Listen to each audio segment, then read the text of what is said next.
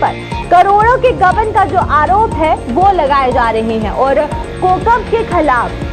बरेली के कैंट थाने में एफआईआर भी दर्ज करवा दी गई है और एफआईआर के आधार पर पुलिस ने आगे के मामले की जांच को शुरू कर दिया है। लगभग कुल मिलाकर जो अमाउंट सामने आया है वो 90 करोड़ का आया है, यानी कि 90 करोड़ का जो घोटाला है वो हुआ है। और इस पर सीधे तौर पर जो नाम सामने आया है वो कोकब का सामने आया है, कोकब कुरैशी, जो कि एक मीट कारोबारी है। 90 करोड़ का घोटाला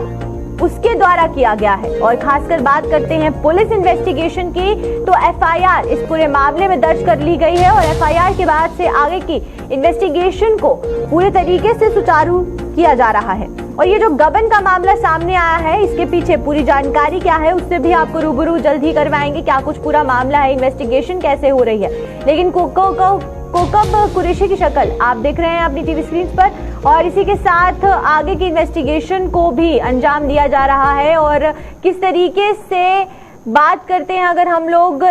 स्टेप्स की, तो अभी तक क्या कुछ इन्वेस्टिगेशन में कदम उठाए गए हैं। तो चलिए आइए, तमाम जानकारी के लिए हमारे साथ दीपक चतुर्वेदी यहाँ पर जुड़ चुके हैं। तो दीपक से जाने, दीपक आपसे पहले जानना चाहेंगे ये पूरी खबर के बारे में कि कोकब कुरैशी का नाम इस पूरे गबन में सामने आया। 90 करोड़ तक का ये बताया जा रहा है कि ये गबन का जो मामला है वो किया गया है, तो इसको लेकर क्या जानकारी और अभी सामने आई है?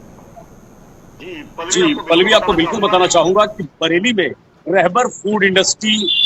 की एक कंपनी है जिसके मालिक फिरोज अहमद, जो कि बॉम्बे रहते हैं, उन्होंने ये एफआईआर यहाँ पर करी है। कोकब कुरैशी जो है वो रहबर फूड इंडस्ट्री के जो है वो पार्टनर हैं और उनके ऊपर करीब 90 करोड़ रुपए के घोटाले का जो है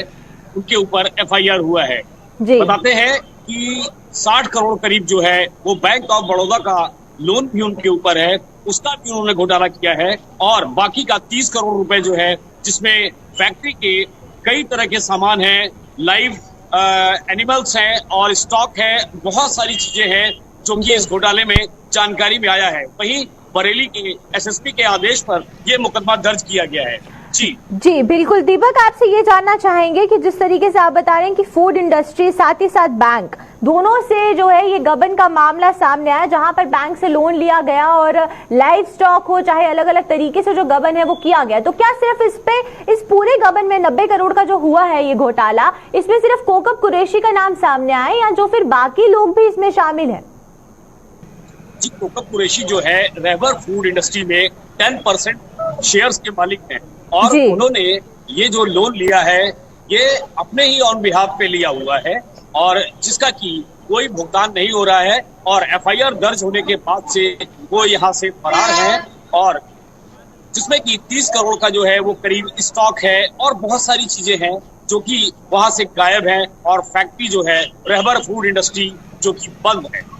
वहीं पर उनकी प्रॉपर्टी के बारे में जानना चाहूंगी दीपक कि उनकी प्रॉपर्टी को किस तरीके से सील किया जाएगा, क्योंकि अगर बैंक से लोन लिया गया है और साथ ही साथ आप जैसे बता रहे हैं कि स्टॉक में भी 21 करोड़ की चीजें हैं जिसका गबन हुआ है, तो आगे जाके उनकी प्रॉपर्टी पर किस तरीके से कार्यवाही होगी और क्या अभी तक पुलिस ने किसी और एजेंसी की मदद ली है ताकि उनकी प्रॉपर्टी का पता लगाया जा सके, कहां कहां पर उनकी प्रॉपर्टीज है और बरेली के अलावा कहां कहां पर उन्होंने इन्वेस्टमेंट की है, इस फैक्ट्री के अलावा कहां कहां पर इन्वेस्टमेंट हुई है?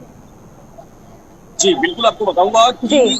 यहाँ पर 5 इंक्लेम में उन्होंने जो है उनकी प्रॉपर्टी भी है और रहबर फूड इंडस्ट्री के पास जो है वहां पर भी उनकी प्रॉपर्टी है, कई जगह प्रॉपर्टियां हैं उनकी, बॉम्बे में भी प्रॉपर्टी है। इन सभी विषयों पर कहीं न कहीं जांच बैठ चुकी है। एफआईआर दर्ज होने के बाद, सारा मुकदमा दर्ज होने के बाद उनके कई एजेंसियों के थ्रू उनके ऊपर जांच बैठा दी। चलिए, बहुत बहुत शुक्रिया आपका दीपक तमाम जानकारी देने के लिए। तो ये थे हमारे साथ दीपक चतुर्वेदी और वहीं पर आप देख सकते हैं कि कोकब कुरैशी जो कि एक फूड इंडस्ट्री में जिनका 10% का शेयर था, उन पर 90 करोड़ रुपए तक का घोटाले का जो आरोप है वो लगाया गया है और ये एक मीट कारोबारी है, जिसके बाद से अब एफआईआर को दर्ज कर आगे की पूरे मामले की जांच शुरू कर दी गई है।